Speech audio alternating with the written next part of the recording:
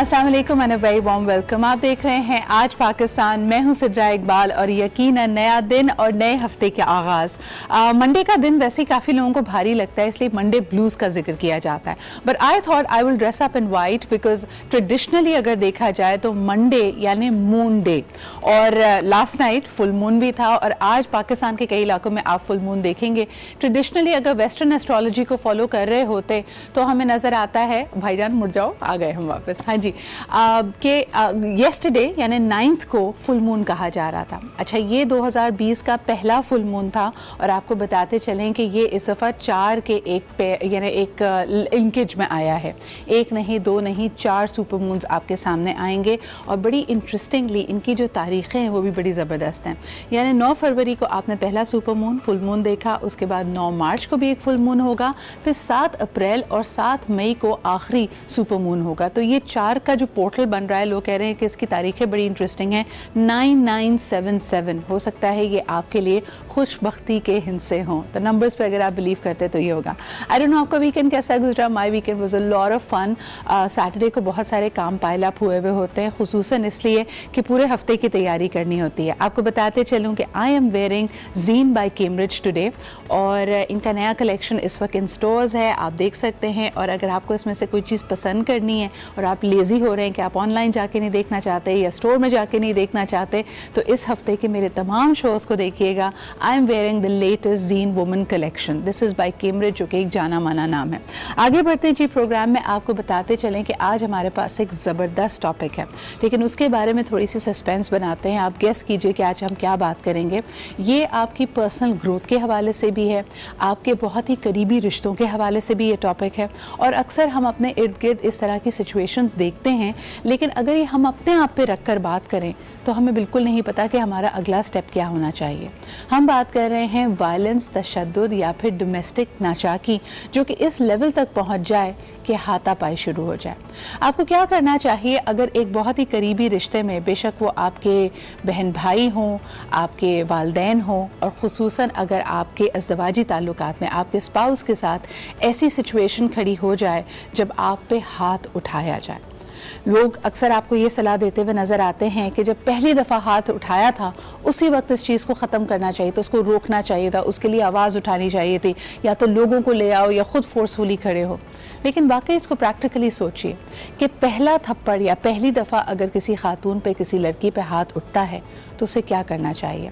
आपको याद होगा कि साथ साथ कबल पाकिस्तानी ड्रामा इंडस्ट्री ने एक ज़बरदस्त ड्रामा सीरियल बनाया था जिसका नाम था कंकर, और उसमें यही बात की गई थी कि पहली दफ़ा जब लड़की पे हाथ उठाया गया तो she stood up and she said कि ये बहुत ज़्यादा मेरे साथ नाइंसाफ़ी है, ये मेरी तज़हीक है, मेरी ज़ात की तज़हीक है, तो मैं इस रिश्ते में नहीं रह सकती। जिस पे एक रिएक्शन लोगों की तरफ से आता, लोगों ने कहा नहीं जी ये तो बड़ा एक्सट्रीम बात है।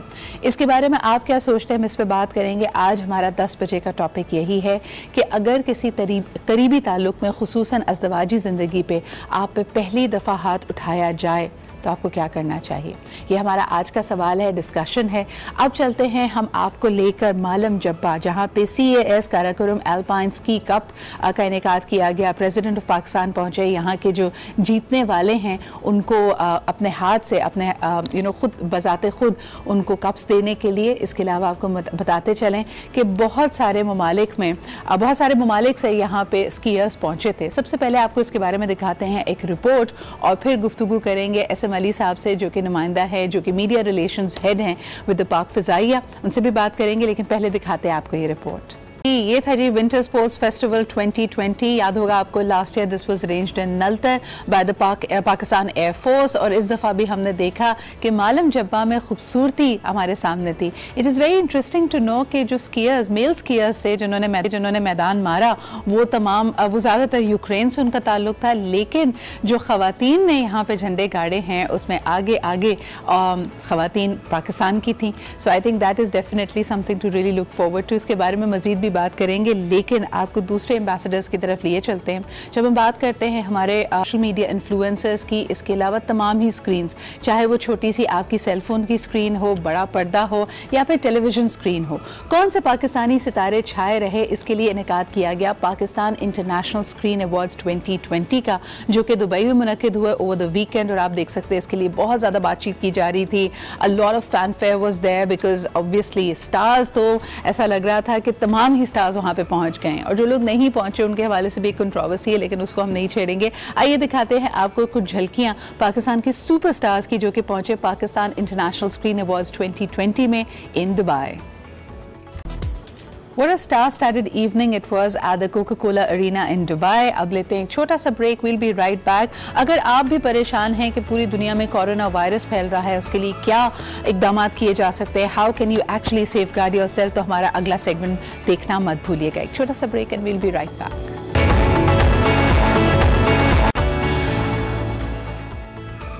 Welcome back after the break. आप देख रहे हैं आज पाकिस्तान। बात करना चाहेंगे वबाई अमराज के हवाले से। यकीनन पूरी दुनिया में हम इस वक्त देख सकते हैं कि कोरोना वायरस के जितने ज़्यादा पेशेंट्स मिल रहे हैं, जहाँ जहाँ इसकी तशख़ीस हो रही है, वहाँ लोगों का खौफ के मारे बुरा हाल है। बिकॉज़ ये वाहिद ऐसा एक वायरस है जिसका इस वक्त कोई इलाज मौजूद नहीं है, तेज़ी से फैलता है।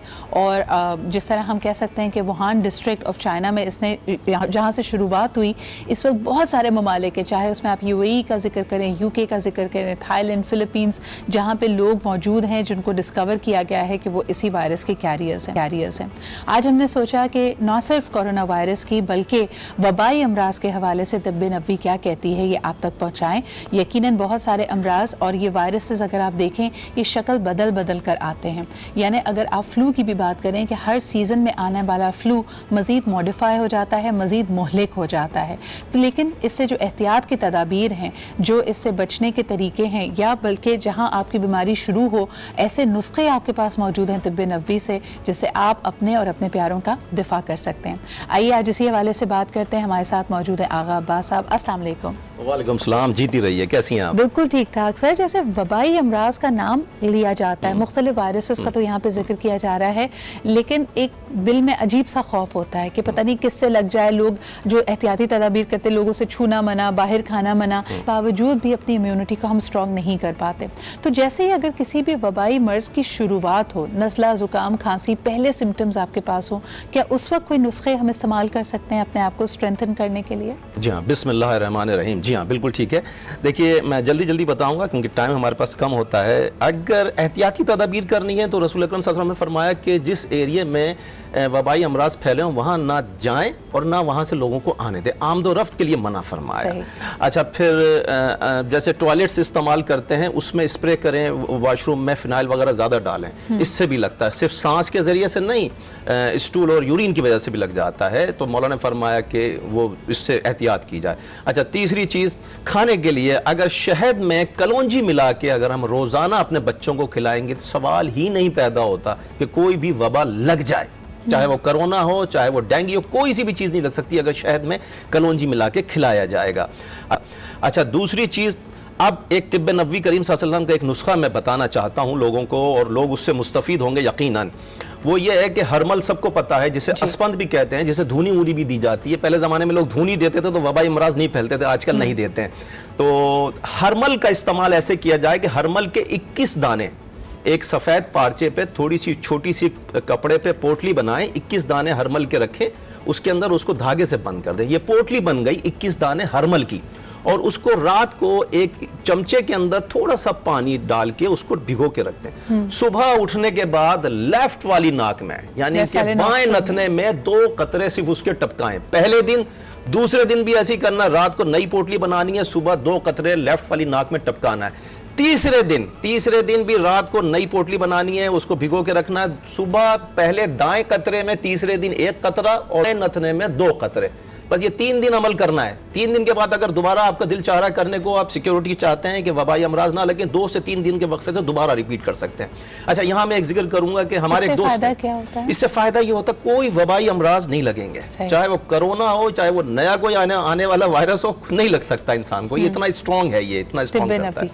अच्छा, हमारे एक दोस्त हैं, उन्होंने ख्वाब में देखा इसी कराची के अंदर, और इसी वीक में उन्होंने देखा, वो अपनी तशहीर नहीं चाहते, मैंने उनसे कहा था वो खुद आन के बताएं, लेकिन वो अपनी तशहीर नहीं चाहते, तो लेकिन उन्होंने मुझसे जिक्र किया कि आगा साहब आप, मैं चाहता हूं कि इसको आप बताएं। तो उन्होंने ख्वाब में देखा कि रात को जब वो सोए, बहुत नमाजी परहेजगार मुत्तकी आदमी हैं, तो उन्होंने रात को ख्वाब में देखा, उन्होंने कहा कि परवरदिगार ये लोग इतनी खलकत मर रही है तेरी, तो मुझे कुछ तू अता कर। तो उन्होंने ख्वाब में देखा कि कोई बुजुर्ग हैं, उनसे कह रहे हैं कि आप कलौंजी के ऑयल का, कलौंजी के ऑयल के 2-2 कतरे दोनों नथनों में रात को सुबह नमाज फजर के टाइम टपकाएंगे, तो उससे ये कोरोना वायरस चला जाएगा। ये उनके अल्फाज हैं जो मैं बयान कर रहा हूँ। तो लेकिन वो सच्चे आदमी है, मैं 12-15 साल से उनको जानता हूँ, मुझे मालूम है। एक अच्छी बात है, लोगों तक पहुंचाई गई है। और दूसरी बात ये, यानी हम यहाँ पे जब वबाई अमराज का जिक्र कर रहे हैं, आगा साहब, आज मैं सोच के आई थी कि अगर हम अपने मुल्क में देखें तो कई दफ़ा आपको नजर आ रहा है कि वैक्सीनेशन हॉस्पिटल्स में नहीं पहुंच रही हैं जब आपको डॉग बाइट हो जाता है, यानी कुत्ते के काटने की वजह से कई लोग इस वक्त बहुत परेशान हैं।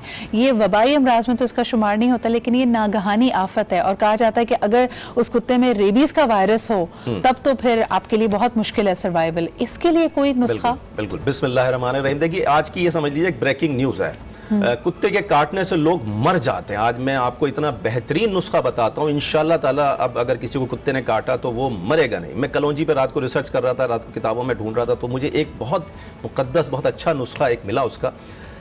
अगर किसी को कुत्ता काट ले, अगर वो दीवाना कुत्ता है या नहीं दीवाना कुत्ता है, अगर दीवाना कुत्ता है तब भी, दीवाने कुत्ते में जहर ज्यादा होता है, जिसको काट ले उसको 9 माशा कलौंजी, यानी कि 9 ग्राम कलौंजी ऐसे रखें, उसको चबानी नहीं है, उसको ऐसे हथेली पे रखें, लेकिन 9 माशा एक्यूरेट होनी चाहिए। उसको वजन करने के बाद 9 माशा हथेली पे रखें, बिस्मिल्लाहिर्रहमानिर्रहीम कह के वो फाके और नीम गर्म पानी उस पर पी ले। 3 से 4 दिन 5 दिन इस तरह से करें, उसको पहले दिन ही असर नहीं करेगा जहर, इंशाल्लाह। अगर लोगों की जान बचानी है तो इससे फ़ायदा हासिल करें। और ये ऐसा नुस्खा मैंने आपको लोगों को बताया कि जिससे लोगों की अमवात नहीं होंगी इंशाअल्लाह ताला। कलौंजी में हर मर्ज की दवा है। रसूल अकरम सल्लल्लाहु अलैहि वसल्लम ने फरमाया कि मौत के अलावा हर मर्ज की दवा कलौंजी में मौजूद है। इससे फ़ायदा उठाना चाहिए और बहुत सस्ती है, कोई महंगा आइटम नहीं। आगा साहब, यहाँ पे ये बात भी करना चाहूँगी कि हमने देखा कई शहरों के हवाले से खबर आ रही थी सिंध में कि चंद घंटों में सैकड़ों लोगों को कुत्तों ने काटा।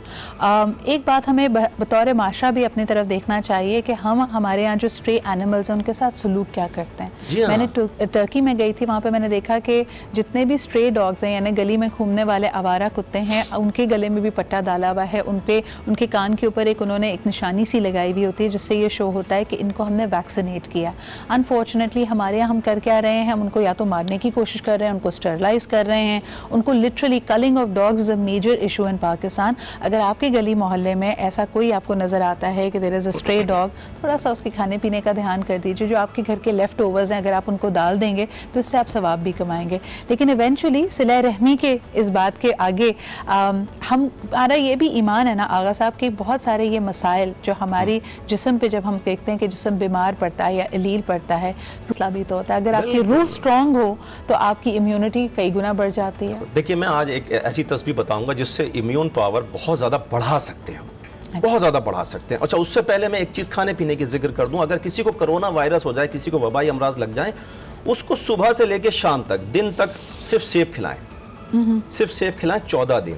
अच्छा, सेब के बाद वो रात को अगर कुछ खाना चाहते हैं तो जौ की रोटी खिलाएं, उस पर जैतून का तेल लगा के खिलाएं, और रात को सोने से पहले थोड़ा सा शहद और थोड़ी सी कलौंजी मिला के दे दें।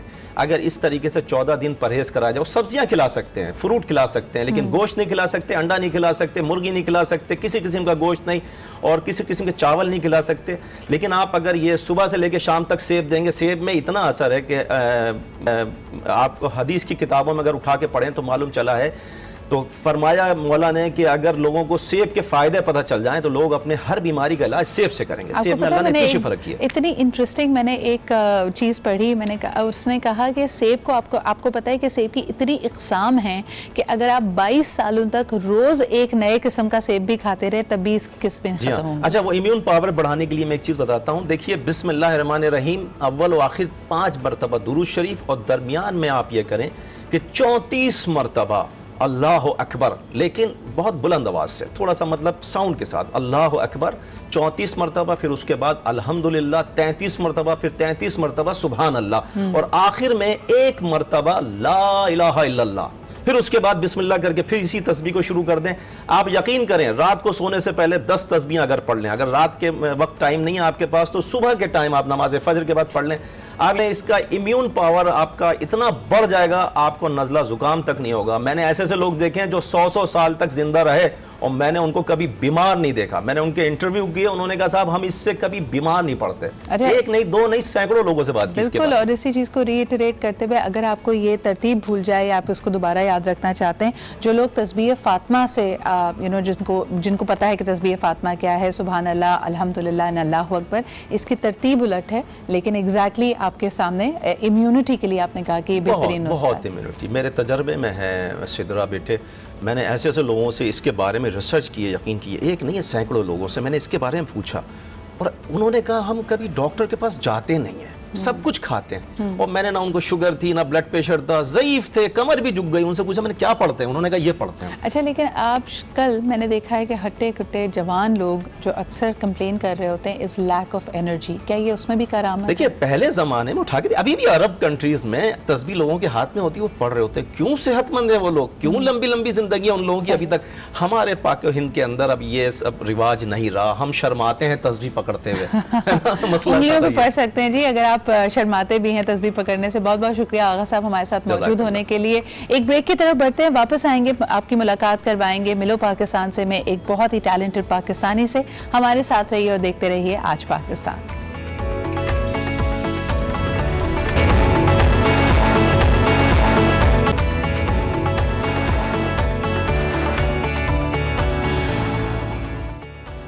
Welcome back after the break. आपकी और मेरी रियलिटी में फ़र्क हो सकता है। कभी कभार हम जब इश्यूज़ के बारे में ऑन एयर सुनते हैं तो हमें ऐसा लगता है कि ये हमारा मसला नहीं है, ये किसी दूर गांव देहात का मसला है, वहाँ एक तबकाती निज़ाम है और वो हमसे मुख्तलिफ हैं। तभी हमारे जो सोल्यूशंस होते हैं कई प्रॉब्लम्स के, that do not apply to everyone. इस पर मज़ीद भी बात करेंगे, लेकिन एक नज़र डालते हैं आज की टॉप स्टोरीज़ पे। Let's find out what is आज इन फोकस। जी, हम बात कर रहे थे कि चैलेंजेस हमारे पास बहुत सारे हैं, लेकिन आपका और मेरा उन चैलेंजेस को देखने और उनसे निपटने का नज़रिया मुख्तलिफ हो सकता है। आइए आपकी मुलाकात कराते हैं माहिरा मान जी के, who has been recognized by the UNDP as one of the international peace ambassadors. इनकी क्या क्या काविशें रही हैं and what is her focus these days, let's find out in this report and then meet her as well. Be the change that you want to see in the world, and of course we need more strong voices like Mahira. Let's welcome her to the show. Assalamu alaikum. वालेकुम सलाम। क्या हाल चाल है आपके? ठीक। It is so good to see you over here, और मुझे बड़ा अच्छा लगा ये जानकर कि आप 7 साल की उम्र से you've been actually trying to do and teach the young girls what you yourself have learned. तो माहिरा मुझे ये बताओ कि जब हम बात करते हैं ये वो लड़कियां जो अमूमन ड्रॉप आउट कर गई हैं स्कूल से, मेन स्ट्रीम एजुकेशन से, तो ये बात लोगों को समझ नहीं आती कि हुकूमत की तरफ से मैट्रिक तक, बल्कि अब तो इंटर तक तालीम मुफ्त है जी। क्या वजह है कि बच्चियां ड्रॉप आउट कर जाती हैं? यानी पैसा तो ये चैलेंज नहीं हो सकता, what is the real challenge? चूँकि मेरा काम जो है वो क्लोजली गवर्नमेंट स्कूल की लड़कियों के साथ है, and I work with the girls जो कि स्कूल नहीं जाती हैं, किसी वजह से ड्रॉप आउट हो जाती हैं। सो ड्रॉप आउट लड़कियों का बेसिकली जो मेन इशू है वो ये है कि स्कूल में फैसिलिटीज़ का ना होना, जिसमें सबसे ज़्यादा मेन वजह है कि टॉयलेट्स का ना होना जी। और अगर किन स्कूल्स में फॉर एग्जांपल अगर टॉयलेट्स हैं भी तो दे आर नॉट क्लीन, या वो इतने साफ सुथरे नहीं है कि लड़कियां, या एक्सेसिबल नहीं है कि लड़कियां वहां पे जा सकें। और आमदोरफ्त भी एक मसला बनती है उनके लिए, यानी स्कूल्स आपको दूर लगते हैं, मोबिलिटी उनकी आड़े आती है आपके ख्याल में? अगर हम देखें तो हमारे पास बहुत, हर यूसी में एक गवर्नमेंट स्कूल है, तो आई गेस आना और जाना शायद इतनी ज्यादा मुश्किल नहीं है, लेकिन फैसिलिटीज जो हैं वो लड़कियों को नहीं मिलती हैं। और अमूमन ये भी होता है कि स्कूल में बच्चे तो चले जाते हैं, लड़कियां जाती हैं पढ़ने के लिए, लेकिन टीचर्स अवेलेबल नहीं होते, या हैं तो उनकी एज से बहुत बड़ी हैं। अब for example like primary education में आप सोचें कि 3 से 4 साल की बच्ची है जो पढ़ने जा रही है, लड़का है, उसको पढ़ाने के लिए there is a teacher, she is 40 years old, 50 years old, तो वो बहुत, आई मीन एक फ्रस्ट्रेशन है घर से आई हुई। वी डू अंडरस्टैंड कि उनकी भी बहुत ज़्यादा चीज़ें हैं, बट क्या कि वो बच्चों पे निकलती हैं एंड फिर वो उनका जो आजकल का दौर है, जो क्वालिटी एजुकेशन हमें बच्चों को देनी चाहिए वो शायद कंपेटेबल नहीं है, वो हम नहीं दे सकते, वो हमारे टीचर्स इतने ट्रेन नहीं है कि वो उनको दे सके। उनके बैगेज में एट टाइम्स ऐड कर रहे हैं, not to say that they are not good teachers out there, लेकिन कहने का मकसद ये है कि ये वो चैलेंजेस हैं। और मेरे ख्याल में हमारा जहन कभी इस तरफ जाता भी नहीं है हमारा, जब हम सोचें कि यार ये टॉयलेट्स का ना होना स्कूल में कितना बड़ा इशू हो सकता है। आप अक्सर पोस्ट लगाते हैं, बहुत सारी मेरी फ्रेंड्स हैं जो विमेन ग्रुप्स का हिस्सा हैं, and they talk about world menstruation day.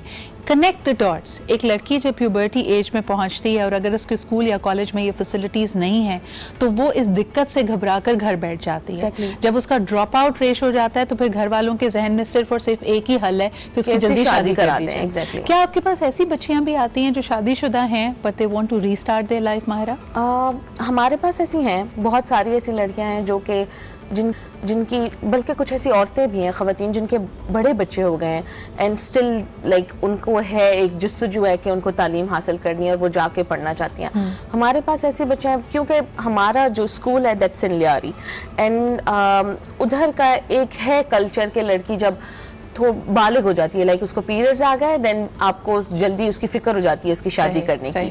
तो आई डू रिमेंबर हमारे पास एक बच्ची आती है ज़ैनब, तो उसकी वालदा जो है वो भी काम करने के लिए जाती हैं और उसके वालिद ही इज़ अ लेबर। तो उन्होंने हम चूँकि हम ना सिर्फ उनको पढ़ाते हैं बल्कि हम कोशिश करते हैं कि हर सैटरडे को हम डिफरेंट स्पीकर्स को बुलाएं और उन बच्चों के लिए डिफरेंट सेशंस हों। तो उन्होंने चाइल्ड राइट्स के बारे में पढ़ा एंड देन फिर आप यकीन नहीं करेंगी कि ज़ैनब ने खुद अपने माँ बाप से बात की, पहले अपनी वालदा को कन्विंस किया तो उसको क्या करना चाहिए। क्या दैट इज़ द पॉइंट जिसके बाद ये रिश्ता वाकई ख़त्म होने की नहज पर है, या हो सकता है जज्बाती मौका था, बहुत ज़्यादा गुस्सा उस वक्त किसी बात पे आ गया और ये ना चाहते हुए ये अमल हो गया। इस बात का बेनिफिट ऑफ डाउट देना चाहिए। और तीसरी सबसे अहम चीज़ कि क्या अगर किसी मर्द का हाथ अगर औरत पे उठ जाए तो वो अपने रवैये को, अपने आप को तब्दील भी कर सकता है या नहीं। आम तासुर हमारे माशरे में ये है या हम ये सोचते हैं कि नहीं जी तब्दीली कोई नहीं आ सकती, इसके बाद अब मामला ये मज़ीद वर्स भी होगा। मर्द हज़रात को भी मैं कहूँगी कि वो कॉल करके ज़रूर बताएं कि अगर नादानिस्ता तौर पे किसी गुस्से के मौके में जब कोई जवाब ना बन रहा हो या बहुत ज़िद होकर गुस्से में आकर अगर वो हाथ उठा लेते हैं तो उसके बाद एहसास शर्मिंदगी या नदामत कैसी होती है। How do they get up? क्या उनको गलती का एहसास होता है? क्या वो अपने आप को तब्दील करना चाहते हैं?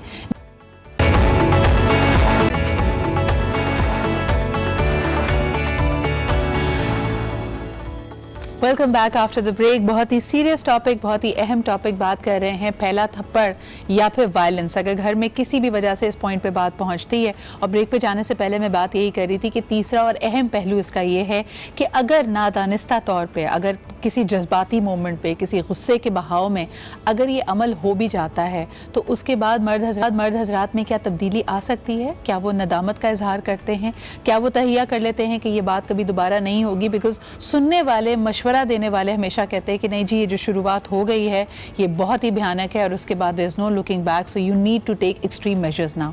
आप इस हवाले से हमें बताइए कि आप क्या सोचते हैं। पब्लिक ओपिनियन भी हमने मांगा तो लोगों ने क्या कहा, आइए आपको दिखाते हैं। ठीक है, बहुत सारी वजूहत हो सकती है, लेकिन माशरे में हम लोग जो है ना वो इस चीज़ को बिल्कुल भी एक्सेप्ट नहीं करते हैं कि कोई भी मर्द औरत के ऊपर हाथ उठाए। हर चीज़ का हल नहीं है कि जो हाथ उठाया जाए, इससे मज़ीद मामला और बिगाड़ सकते हैं। बेहतर है कि अगर वो उसको बैठ के अच्छे तरीके से उसको अगर समझाए तो मामला बेहतर हो सकता है। पेशेंस एक को तो रखना ही होता है, दोनों तरफ से गुस्सा आ जाएगा तो रिलेशन फिर टूट सकता है। औरत को तो पेशेंस रखना चाहिए, उसका सब्र का मादा ज़्यादा होता है। आपस से मिलजुल के कोऑर्डिनेशन से बात करके मामला को हल करना चाहिए। मर्द तो बिल्कुल भी हाथ उठाना तो बिल्कुल भी आपको पता है सरासर गलत है। जो चीज़ ना मर्द को हाथ उठाना सरासर गलत है औरत के ऊपर, तो उसको भी अपना सोचना चाहिए, समझना चाहिए। आगे बच्चे हैं, सब है, लाइफ गुजारनी है। औरत का तो रिएक्शन ये होगा ना उस टाइम पे वो चाहे कि मतलब अपने आप को काबू करे, बिल्कुल जैसे कहते ना, ऐसा नहीं अपना कि अपना वो भी जज्बा आ जाए, इस पर फिर घर ख़राब होते हैं। आजकल माशरे में बहुत सी चेंजिंग आ रही है, जैसे पहले हुआ करता था, लेकिन अभी इस तरह से नहीं है। हाथ उठाना करना, सब्र करना चाहिए, क्योंकि म्यूचुअल अंडरस्टैंडिंग से ही घर चलता है। मर्द अपने आप को समझता है मैं बहुत ज़्यादा ताकत हूँ, बीवी को मार दिया थप्पड़, और उसमें उसकी ये ताकत नहीं, लेकिन बीवी को ये करना चाहिए। पहली बात तो है कि छोड़ दे भाई, वो ऐसे मियाँ हस्बैंड के साथ नहीं रहे जो उसके साथ इस तरह की हरकत करे, तो आगे एक और लगा दे, वो भी एक। मेरे हिसाब से तो यही है कि देखें, जब चोरी करने की सज़ा हाथ काटना है ना, तो आप बीवी को भी ऐसा ही करना चाहिए, अगर गलत नहीं है बीवी। इतनी सोच विचार, अगर गलत नहीं है मगर गलत नहीं है, इसमें 2-3 बातों से तो मैं बहुत ही ज़्यादा इख्तिलाफ करती हूँ।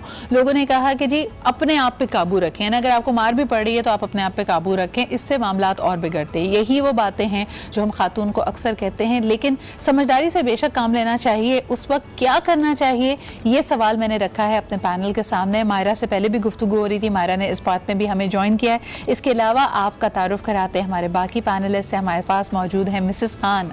वालेकुम अस्सलाम, as usual looking very pretty. Thank you so much Mrs Khan. और आप ही के साथ तशरीफ रखते हैं फ़हीम खान, मारूफ media anchor person and host. और किसी भी सीरियस से सीरियस बात को आसान बनाने का फ़न इनको आता है। अभी हम बात कर रहे थे, मैंने कहा पहला थप्पड़ है जी आज का टॉपिक। उन्होंने कहा अच्छा कौन मारेगा, ये वाला टॉपिक है। क्या हाल चाल है? अल्लाह का शुक्र, आप खैरियत से हैं? बिल्कुल ठीक ठाक। लेकिन Faheem on a serious note क्या किया जाए, पहला थप्पड़?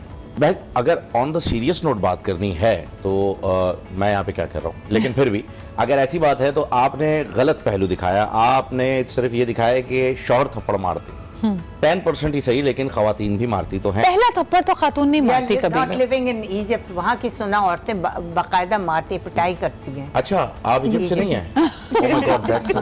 Surprise for me. लेकिन पहला थप्पड़ अमूमन खवातीन नहीं मारती हैं। पहला थप्पड़ या दूसरे थप्पड़ की तो बात ही नहीं है। मैं तो कहता हूँ थप्पड़ वाला कल्चर ही नहीं होना चाहिए। ये बात मैं आपसे भी कह रहा हूँ, और फवाद चौधरी साहब तो बहुत ही जबरदस्त सीनियर हमारे मिनिस्टर हैं, अल्लाह उनको सेहत दे। मैं ये कह रहा था कि पहला थप्पड़ हो या दूसरा थप्पड़ हो, थप्पड़ क्यों हो? हाँ। थप्पड़ मारने का तो कल्चर ही नहीं होना चाहिए। बैठ के बात करने वाली बात, अगर अभी आपकी ये खातून कह रही थी बैठ के बात करनी चाहिए, तो जो थप्पड़ मार रहा है वो तो आपने ही बताया कि बैठ के तो बात हो ही नहीं सकती। तो ये थप्पड़ कल्चर जो है ये क्यों है? नहीं, मुझे ये समझ नहीं आया। आपने आया मेल डोमिनेटेड सोसाइटी से, और इसके बाद आई हैं सो कॉल्ड फेमिनिस्ट, जो कि बिल्कुल भी इस बारे में बात नहीं कर रहे हैं। उनको सिर्फ और सिर्फ मतलब ये है कि एक माइक्रोवेव ले आओ घर में, क्योंकि खाना गर्म करना है। हाँ। थप्पड़ वाली बात तो हो ही नहीं रही है। हाँ। तो ये एक देखिए, एक बड़े भाई सालों से चलता आ रहा है कि आदमी जो है वो कुछ भी कर सकता है। क्यों कर सकता है भाई? ये अगर आप हमारे देखिए कल्चरल वैल्यूज हैं। भाई अगर मैं 7 साल पहले की बात करूँ, एक ड्रामा बना था पाकिस्तान का कंकर के नाम से, सनम बलोच और फहद मुस्तफ़ा उसमें थे, और उसमें सिनेरियो यही दिखाया जाता है कि मोहब्बत की शादी थी, बहुत पसंदीदगी थी, लेकिन जब पहली दफ़ा हाथ उठाता है तो सनम का कैरेक्टर क्या करता है कि she stands up for her self and she decides कि यार ये बहुत बड़ी तहज़ीक है, एंड शी अप्लाइज फॉर खुला, वो अलहदगी चाहती है, वो शादी को ख़त्म कर देना चाहिए।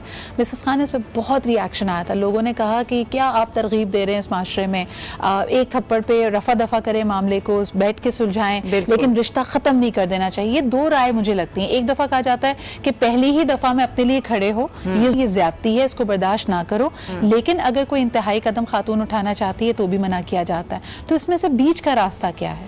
देखें, हर चीज़ का हल होता है, हर चीज़ का एक बीच का मामला ज़रूर होता है। अब एक्सट्रीम पर ना लड़की जाए ना मर्द जाए। अगर आप एक्सट्रीम पर जाएंगे तो आप थप्पड़ भी खा लेंगे, और अगर औरत एक्सट्रीम पर जाएगी तो वो डिवोर्स ले लेगी, खुला ले लेगी। अब ये दोनों एक्सट्रीम्स को हमने देखना है, और हमने ये देखना है कि ये अगरचे मर्द थप्पड़ मारेगा तो औरत को रिजेंटमेंट तो ज़रूर बहुत स्ट्रॉन्ग रिटालिएट करना पड़ेगा, उसको बहुत स्ट्रॉन्ग स्टेप लेना पड़ेगा कि ताकि मर्द डर जाए कि अगली दफ़ा वो धमकी दे देगी कि मैं चली जाऊंगी और इस घर में नहीं रहूंगी, मैं अपनी ज़्यादती या अपनी इस तरह की तौहीन बर्दाश्त नहीं कर सकती। एक टिपिकल सिनेरियो देखते हैं मिसेस खान, होता क्या है, यानी आमतौर पे I don't want to sound like somebody who only favours women, अगर मर्द और खातून की लड़ाई हो रही है जहाँ मामला हाथापाई तक पहुंचता है, तो आप ये तो अस्यूम किए बगैर नहीं रह सकते कि दोनों में ज़बरदस्त किस्म का उस वक्त मुकालमा हो रहा था, बहस मुबाहिसा हो रहा था, एक दूसरे को तुर्की ब तुर्की जवाब दिया जा रहा था। At some point the man felt absolutely helpless, speechless, यानी उसके बाद शायद कोई ऐसी चुपती हुई बात की गई थी या कोई ऐसी बात थी जिसपे वो लाजवाब हो गया, जिसपे पलट के उसने थप्पड़ मारा। उसके बाद का फॉलो थ्रू आमतौर पे यही होता है, या तो उस पर एक सन्नाटा, एक खामोशी होती है, because it's a big event that has happened. खातून भी एक तरफ हो जाती है, आदमी भी, वो जो लड़ाई थी वो कुछ देर के लिए थम जाती है।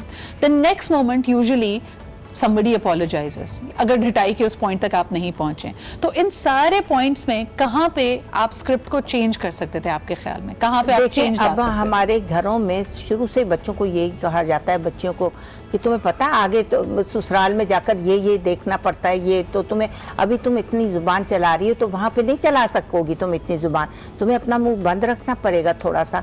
तो यहाँ पे अब जब ऐसी सिचुएशन इसलिए आती है और माँ बाप इसलिए कहते हैं कि थोड़ा सब्र करना सीखो, थोड़ा सा ऐसी सिचुएशन में औरत ही अगर एक वन साइडेड मर्द को बहुत गुस्सा चढ़ा हुआ है वही चुप हो जाएगी तो मामला उधर ही सेटल हो जाएगा।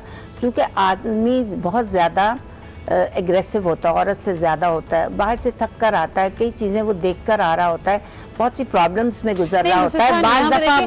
देखिए थकन का हम इसमें आर्गुमेंट नहीं दे सकते क्योंकि खातून भी ये कह सकती है कि आई एम इक्वली फटीग, मैं भी घर पे बहुत एग्जॉस्टेड हूँ। एक कॉलर हमारे साथ है, उनसे भी बात करते हैं। हेलो अस्सलाम वालेकुम। वालेकुम अस्सलाम, good morning. Good morning to you as well. बिल्कुल ठीक ठाक, आप सुनाइए क्या कहेंगे हमारे आज के टॉपिक के बारे में?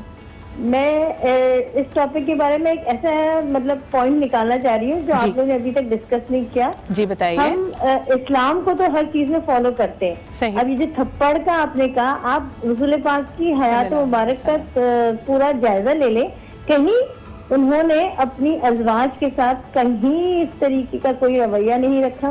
बेशक। फिर देखिए अभी ये बैठे हुए ना आपके होस्ट जो बड़ा कह रहे हैं थप्पड़ कल्चर और थप्पड़ ये सब कैसे आया जी। ये लोग मर्द जो है ना 4 शादियां तो बहुत, मेरे अपने हस्बैंड भी, इस्लाम में तो 4 शादियों की इजाजत है, ये है वो है, लेकिन आप ये तो देखिए उन्होंने अपनी अज़वाज के साथ क्या रवैया रखा। सही। और यहाँ पर तो मर्द के पास बहुत अच्छा हथियार है थप्पड़ लगाने का। मैं तो इस चीज के बिल्कुल अगेंस्ट हूँ कि थप्पड़ मारे मर्द और बर्दाश्त करे औरत। औरत को क्या करना चाहिए अगर उसको थप्पड़ मारा जाए तो क्या करना चाहिए? ये जो ड्रामा जिसका कंकर का आपने तस्करा किया ना, आप यकीन माने मैंने कितनी दफा देखा है, मेरे बेटे हैं मैं उनको दिखाती हूँ, मैंने इनको बताया है, मैंने कहा देखो औरत की भी, वो भी किसी की बहन और बेटी होती है, तुम्हारे पास अपना घर छोड़ के आती है, कभी भी ये ना सोचना कि हम इसे मार सकते हैं। तो ये बहुत नहीं, thank you so much for making this call. और आपने बड़ा अहम इशू यहाँ पे उठाया कि देखिए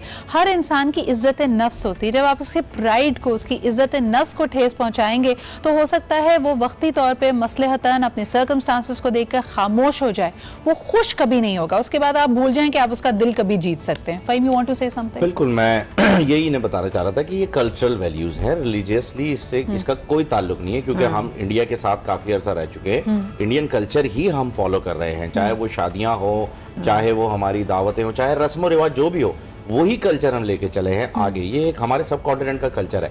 और जैसा कि बताया मेरी बहन ने, जरीन साहबा ने, कि बड़े खतरनाक तरीके से उन्होंने बातें की, बेटे को भी ड्रामा दिखाती हैं, बेटे को एक और ड्रामा दिखाइएगा मेरे पास तुम हो, ताकि वो ये भी देख सके कि लड़कियां भी किस लेवल तक जा सकते हैं। आई थिंक इसके अंदर हम जेंडर स्पेसिफिक नहीं होंगे। व्हाट रियली हैपेंस इज कि तशद्दुद, हाथ उठाना should not be prevalent practice, लेकिन आमतौर पर क्योंकि माशरे में देखा यह जाता है कि खातून की सोशल सिक्योरिटी कम होती है, वो इस तरह के जो सिचुएशंस होती हैं उनको फेस भी करती है, बर्दाश्त भी करती है, उसको क्या करना चाहिए। एक और कॉलर हमारे साथ है, उनसे बात करते हैं। हेलो, अस्सलाम वालेकुम। वालेकुम अस्सलाम, राशिद बोल रहा हूँ जी, क्या हाल चाल? जी राशिद साहब, बिल्कुल ठीक ठाक। क्या कहेंगे आज के हॉट टॉपिक के बारे में?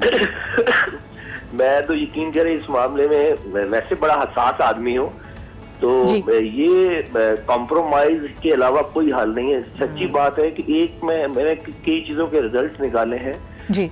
अगर जिस शख्स को अपने बच्चों से मोहब्बत है ना, वो कभी तलाक की तरफ, लड़ाई झगड़े की तरफ नहीं जाता। अगर आपका कोई मसला हल नहीं हो रहा, उस पर कॉम्प्रोमाइज करें, उसे समझाएं। अच्छा, कई लोग कहते हैं कि बीच में बुजुर्गों को डालें, आपकी प्राइवेसी डिस्टर्ब होती है, फिर हम एक दूसरे से फिर लड़ना शुरू हो जाते हैं। लेकिन राशिद साहब काउंटर क्वेश्चन, कॉम्प्रोमाइज किस पॉइंट तक करें कि अभी तो थप्पड़ मारा है, चलो डंडे से नहीं मारा, अच्छा चलो डंडे से ही तो मारा है, आग तो नहीं लगा दी, यानी कॉम्प्रोमाइज खातून कब तक करे?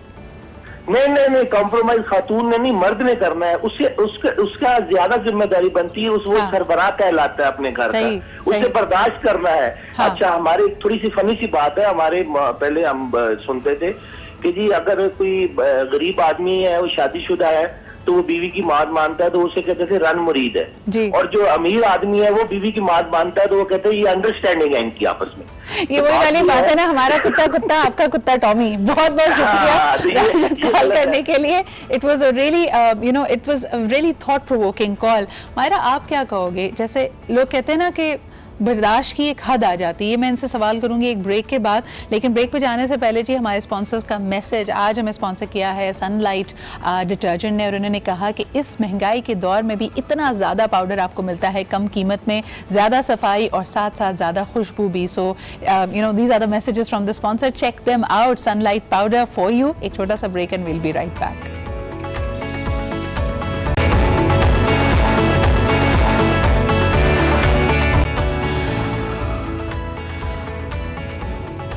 Welcome back after the break. कई लोगों ने इजहार किया है कि जी मैसेजेस भी आ रहे हैं मेरे पास, कॉल्स भी हम जो ऑफर ले रहे हैं। कहा गया है कि जी एक थप्पड़ के ऊपर तलाक नहीं लेनी चाहिए, ये लोगों का मौक़िफ़ है, लेकिन हमने तो तलाक के अलहदगी की बात ही नहीं की है। सवाल आपके सामने ये है कि अगर डोमेस्टिक वायलेंस का किसी भी सिचुएशन में खातून शिकार होती है, बहस हो रही थी, जज्बाती मोमेंट पर मर्द ने उठा के थप्पड़ मार दिया और वाइस वर्सा, तो जिसने थप्पड़ खाया है उसको करना क्या चाहिए? How do you give that very strong message to the other person कि इस किस्म का रवैया, इस किस्म का एटीट्यूड, ये हाथापाई काबिले कबूल नहीं है, उसके लिए क्या करना चाहिए? मायरा, योर कॉल, क्या कर सकते हैं? मुझे लगता है कि देखें, किसी को भी थप्पड़ मारना, जो थप्पड़ खा रहा है उसका ये राइट है कि वो सेफ हो, और आपके जो राइट्स हैं वो ये आपको कहते हैं कि कोई भी आपको फिजिकली या इमोशनली हार्म नहीं कर सकता। अगर कोई बंदा आपको करता है तो you have to report it. तो जहाँ तक मेरा ख्याल है, आप ही ने कहा था कि जी पहला थप्पड़ होता है, फिर आहिस्ता आहिस्ता बात आती है और ज्यादा मार पड़ने लगती है, कभी डंडे से मार लगती है, कभी और बहुत सारी चीजें होती हैं, बढ़ती चली जाती है, गोइंग बैक। एंड समटाइम्स ऐसा होता है कि पाकिस्तान में अगर हम सिनेरियो देखें और हम जाके उन विक्टिम्स से बात करें जो मार खाती हैं, तो मोस्टली ये होता है कि अक्सर औरतें जो है वो आगे से बहस नहीं कर रही होती। कभी कभार उनको थप्पड़ सिर्फ इसलिए पड़ता है कि उनका शौहर में भी नशा करके आ रहा है तो उसने थप्पड़ लगा दी, कभी सिर्फ इसलिए मार मिल रही होती है क्योंकि उनको वो जो चीजें, खाना गर्म नहीं मिलता तो थप्पड़ मार दी, बहुत सारी चीजें होती हैं। जो आदमी कमा नहीं रहा होता और औरत अगर कमा रही है तो उससे पैसे मांग रहा होता है, और अगर वो रेजिस्ट करे कि मेरे पास नहीं है तब भी मार मिलती है। तो मार इज वेरी कॉमन, लाइक हमारे कंट्री में मारना औरत को सिर्फ इसलिए मारा जाता है ताकि दब जाए, उसको दबाने के लिए, वो चुप कर जाए, वो आवाज ना उठा सके, वो बात ना कर सके। तो इसका सबसे बेहतरीन हल जो मेरी नज़र में वो ये है कि आप जब पहली थप्पड़ खाती हैं, अव्वल तो आपको खानी नहीं चाहिए, और अगर आपने खा लिया तो आपको उसको रिपोर्ट जरूर करना चाहिए। ठीक है, क्योंकि you mean to police or somebody? Yes, आपको ऐसे इदारों के पास जाना चाहिए, आपको पुलिस के पास जाना चाहिए जो आके आपको प्रोटेक्शन दे।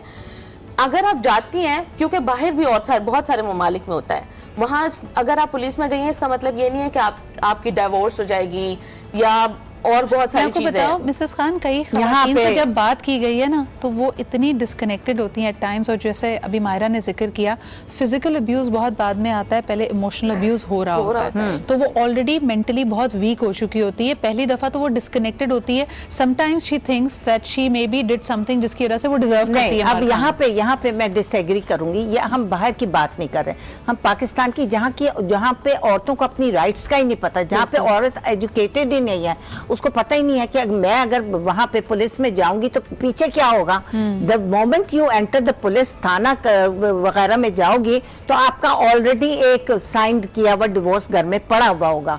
यहाँ पे ये चीज एक्सेप्टेबल ही नहीं है। यहाँ पे हमारा माइंडसेट ऐसा है ही नहीं। खातून को नहीं, देखें वो क्या होगा कि पुलिस भी यहाँ की तो कोई एक्शन बाहर की तरह इतनी एक्टिव नहीं है कि वो प्रोटेक्ट कर सके। यहाँ पे हमारे पास इतने इदारे नहीं है जो प्रोटेक्ट कर सके औरतों को। उनको ये करना चाहिए कि घर ही में ऐसा स्टेप उठाएं, घर ही में इस तरह डरावा दें उनको। थोड़ा सा चेक एंड बैलेंस तो हर जगह है। आप अपने घर में ही अपनी सास को मिलाएं या किसी नंद को या किसी बड़े को कि ये मेरे साथ इस तरह तशद्दुद कर रहा है। पहले इसका जो है ना सोल्यूशन जो है घर में ही एकदम। She should not rush to the police, क्योंकि हमारे यहाँ की सोसाइटी एक्सेप्ट नहीं करेगी औरत, यानी घर ना छोड़े और घर में ही कोई ऐसी स्ट्रॉन्ग किसी को अपने साथ मिलाकर और तब उससे बात की जाए बिठाकर कि next time if you do this girl is going to go away. No, but I don't, I'm sorry, I just don't agree with that because आपके साथ जहाँ किसी भी सिचुएशन में वायलेंस हो रहा है, फॉर एग्जांपल अगर कहीं आग लगी है तो आप वहाँ पे रुकते नहीं हैं, ठीक है। आप हमेशा वहां से जाते हैं, you report it to the right person. So in other words for you that थप्पड़ इज द लास्ट स्ट्रॉ, यानी इसके बाद बात की गुंजाइश नहीं है। आप अगर बातचीत भी कर रहे हैं, you should not be eight their place. आपने वहां से पहले तो किसी सेफ जगह पे जाना चाहिए। आई गेस वुमेन की सेफ्टी, इनका मौकफ ये है कि पहले उस जगह से अपने आप को रिमूव करें, बेशक अपने मैके में जाके अगर आपने पुलिस स्टेशन जाना है, पुलिस ना भी जाए, वो कह रही है कि उस घर में रह के आप डरा नहीं सकते, इस सर्कमस्टांसेस को रोक नहीं सकते, मामला थोड़ी देर के लिए थम सकता है, जैसे सीज फायर हो जाएगी, जंग खत्म नहीं होगी। Faheem, your call. मैं तो इस सारी गुफ्तगू में सिर्फ यही समझ पाया हूँ सिद्रा कि एक तो वो पिट रही है, ऊपर से हम सारे मिलके समझा भी उसे ही रहे हैं। हम मारने वाले को नहीं समझा रहे। ऐसी सिचुएशन क्यों आई है? ऐसी सिचुएशन आने से पहले की भी तो बात होगी ना। हमारा ब्रॉटअप क्या है? सही, आदमी रोते नहीं है। हमारा ब्रॉटअप ये क्यों नहीं है कि आदमी रुलाते नहीं है। हमारा ब्रॉटअप ऐसा है कि man is a he man, मतलब सुपरमैन है, वो कुछ भी पहनकर आ जाएगा, सुपर हो जाएगा। ऐसा नहीं है। फहीम, आदमी को शर्मिंदगी होती है पहली दफा हाथ उठाने के बाद? बिल्कुल होती है, होनी चाहिए, होती है। हम ये कभी नहीं दिखाते, हम दिखाते हैं कि वो पत्थर का इंसान है, उसको कोई फर्क नहीं पड़ता। यही तो कि वो अजीब और गरीब हमने अपना एक स्टीरियोटाइप बनाया हुआ है आदमी को लेके कि एक तरफ तो वो ही मैन, वो भी सॉरी कहता है, वो भी सॉरी कहता है मोस्ट ऑफ द टाइम। जब प्यार करने लगता है, बात करने लगता है, वो अपोलोजेटिक होता है, वो अपोलोजाइज करता है, वो कहता है सॉरी मैंने वो बहुत बड़ी गलती की। अच्छा, एक इसमें आई एम सॉरी टू से, यहाँ पे कभी कभार कुछ सिचुएशंस में, not every situation is alike, लेकिन हमारा ये भी तो होता है कि फिर खातून ईगो में चली जाती है। She is feeling so hurt, not really ego, लेकिन उसकी जो सेंस ऑफ पेन है वो इतनी ज्यादा होती है कि उसके लिए सॉरी उसको लग रहा होता है ये लफ्जी बात है। अब मेरे लिए कोई बहुत ही ड्रास्टिक चीज हो जिससे मैं चेंज बिहेवियर तुम्हारा देखूं, फिर वो उससे एक्सपेक्ट और ज्यादा करती है। कॉलर हमारे साथ है, उनसे बात करते हैं। हेलो, अस्सलाम वालेकुम। वालेकुम अस्सलाम जी, कौन साहिबा, कहाँ से बात कर रही हैं? जी, मैं सूफिया बात कर रही हूँ, स्पेशल बात कर रही हूँ कराची से। जी सूफिया, क्या कहेंगी? मैं ये कहना चाहती हूँ कि आप लोग ये सब इस हवाले से जो भी बात कर रहे हैं, लेकिन इसमें जरूरी नहीं है कि मतलब आदमी को ही गुस्सा हो या औरत ही की कोई वजह ऐसी बनी हो कि उसको मतलब गुस्से में थप्पड़ पड़े। बाज़ दफा हमारे लॉज भी ऐसा किरदार अदा करते हैं कि वो अपने घर वालों को खुश करने के लिए औरत पे हाथ उठाते हैं। सही सही। आपसे सवाल हमारा सबका यही है कि सिचुएशंस वैरी कर सकती हैं, जब औरत को या खातून को थप्पड़ पड़े तो उसको क्या करना चाहिए? अब हमारे यहाँ तो ये जाहिर सी बात है कि घर बनाने से सब्र ही करना पड़ता है। हमने तो सब्र ही किया था, तो अल्लाह का शुक्र है कि आज उसका अजर पा रहे। मुझे ये बताइए कि रवैयों में तब्दीली आती, क्योंकि एक बहुत बड़ा खौफ और खदशा होता है, बिकॉज वो थप्पड़ वो लास्ट लिमिट होती है जो आपने कभी इमेजिन नहीं की होती। जब हस्बैंड एंड वाइफ में नाचाकी होती है, झगड़े होते हैं, तो आप ये सोचते हैं कि अच्छा भाई लड़ाई होगी, दूसरे तीसरे दिन हम सही हो जाएंगे, वो गुस्से में कोई बात बोल देगा, मैं गुस्से में कोई बात बोल दूंगी। लेकिन जिस वक्त किसी पे हाथ उठ जाता है तो आपका वो भरम टूट जाता है, आपको लगता है कि नहीं अब कोई भी लिमिट क्रॉस हो सकती है।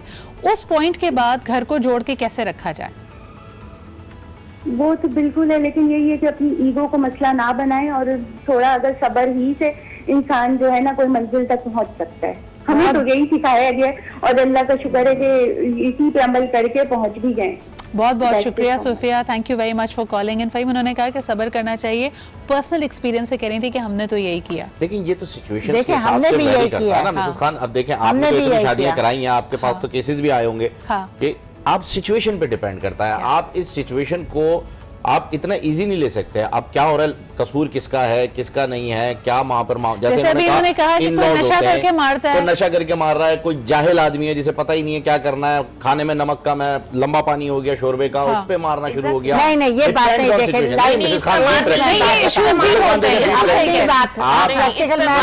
मैंने अपने घरों में देखा, खानदान में ये चीजें ऐसी हैं कि आप सिचुएशन अलग अलग हैं, उन्हें अलग अलग डिस्क्राइब करें तो हम उनको अगर लड़की को लगता है कि वो खुश रह सकती है तलाक लेके, फौरन ले। इट्स नॉट द इशू के थप्पड़ पड़ा या नहीं।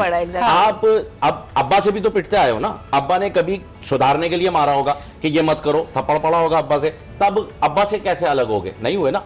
अगर मियां ने किसी अच्छे काम के लिए मारा है तो ये औरत को पता है। फहीम, एग्जैक्टली हमारी बेसिस का मसला यही है। हम में से जितने लोग इस वक्त हम डिफेंड कर रहे हैं ना कि यार थोड़ी मोटी बात होती है, कोई बात ही रफा दफा करो, हम सब ने कहीं ना कहीं अपने माशरे में, अपने घरों में ये देखा है, इसलिए हमारे लिए नॉर्मल है, कोई बात नहीं अगर थप्पड़ मार दिया। अगर हमने ना देखा होता, अगर दूसरे की इज्जत नफ्स की हमने एहतराम होते हुए हमारी माशरे से गुजरी होती नजर से, तो हम कभी उस औरत को ये मशवरा ना देते कि कोई बात नहीं सब्र करके बैठ जाओ। लेकिन इस पर मजीद भी बात करेंगे, आपकी कॉल्स भी लेंगे। एक छोटा सा ब्रेक लेते हैं, विल बी राइट बैक।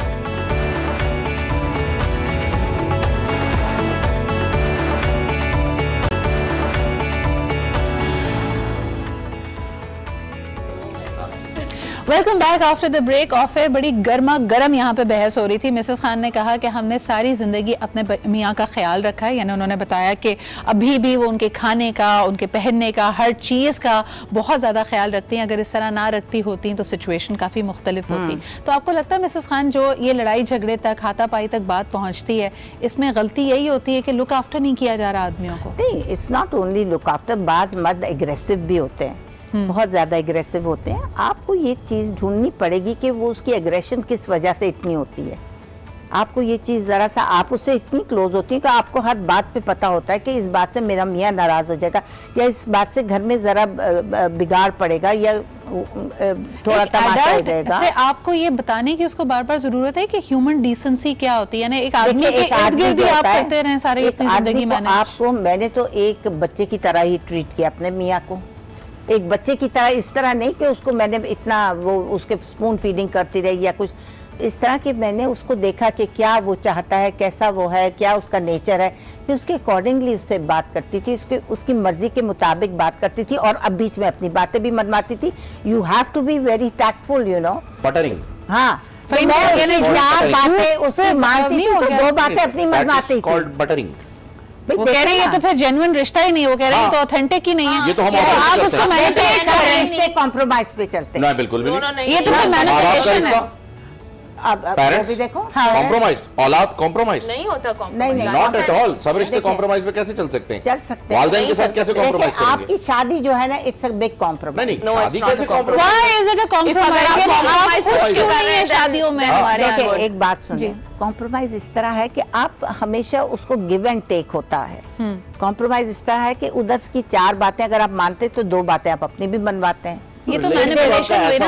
आप सारी जिंदगी शतरंज तो नहीं खेल सकते। रिलेशनशिप ऐसा होना चाहिए। अब वो चार बातें जो हो रही हैं वो ऐसी होनी चाहिए, भाई आज आलू गोश्त पकेगा, आज बैंगन गोश्त पकेगा, आज मान ली बेगम ने कहा आज आलू का भुर्ता बनेगा, ठीक है चलो आज आलू का भुर्ता बना। ये वाली बातें होनी चाहिए। जहाँ भुर्ता बन रहा है उनके बारे में क्या ख्याल है? सवाल तो हमारा ये था, जहाँ तशद्दुद हो रहा है, जहाँ पे डोमेस्टिक वायलेंस है, औरत क्या करे? ये देखिए, ये तो पुरानी बातें, ये तो एनालिसिस में हम चले गए ना कि कॉम्प्रोमाइज करे, 100 बातें माने, 2 बातें मनवाए। मैं पूछ रही हूँ, पहला इंसिडेंस ऑफ वायलेंस अगर होता है उसके बाद क्या किया जाए? देखिए, मैंने जब बात की कि औरतों को रिपोर्ट करना चाहिए या पुलिस में जाना चाहिए, ऐसे इदारों के पास जाना चाहिए जो औरतों के राइट्स पे काम करते हैं। अव्वल तो हमारे पास औरतों को उनके हकूक का नहीं पता। उनको ये नहीं पता कि अगर उनके साथ मार मिल रही है तो पाकिस्तान के कॉन्स्टिट्यूशन ने और बैनुल अक़वामी उनके पास ये राइट है कि वो जाके इसको रिपोर्ट कर सके और उनको प्रोटेक्शन मिलनी होगी।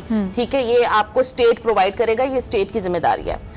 एज अ नेशन हम अपने पास क्या देखते हैं? हम हमारी दीवारों पे देखते हैं बंगाली बाबा का एड, जिसमें ये आता है कि घरेलू नाचा की औलाद का ना होना, औलाद की बंदिश, सारे मसले महबूब आपके कदमों में, आप आ जाएं, हमारे पास 200 रुपए दें, एक पर्ची निकालें और आपका सारा मसला हल हो जाएगा। सो हम as a nation, as a women, मैं ये कहूँगी कि हम एक ऐसी कौम को तरजीह दे रहे हैं, हम ऐसे माइंडसेट्स अपने बच्चों के बना रहे हैं जिसमें यही है कि जी घर लाइक शादी एक बहुत बड़ी फैंटेसी बनाती है हम लोगों ने। ये एक फैंटेसी नहीं है, इसमें दोनों की अंडरस्टैंडिंग, मतलब मैं मिसेस खान से यहाँ पे अग्री नहीं करूँगी। आई एम सॉरी कि इफ अगर मैं शादी करती हूँ कल, तो आई वुड लव कि मेरा हस्बैंड भी मेरे लिए कुकिंग करे, मेरे लिए खाना बनाए, वो उसके जो काम मैं करती हूँ वो भी मेरे लिए वो काम करे। और हमारे नबी ने ये कहा है कि अपनी खवातीन को ऐसे ट्रीट करो। अगर वो चाहता है कि वो एक किंग है तो ऑब्वियसली मैं फिर उसको मेरे लिए भी जन्नत बनानी पड़ेगी ना। हाँ। एक जो मलका है वो दोज़ख में तो नहीं रह सकती। आप रहे जन्नत में, हमारे लिए अलग होता है। एक ही घर के अंदर 2 रियलिटीज। वैसे क्वीन बन के रहना चाहते हैं तो ट्रीट योर हस्बैंड लाइक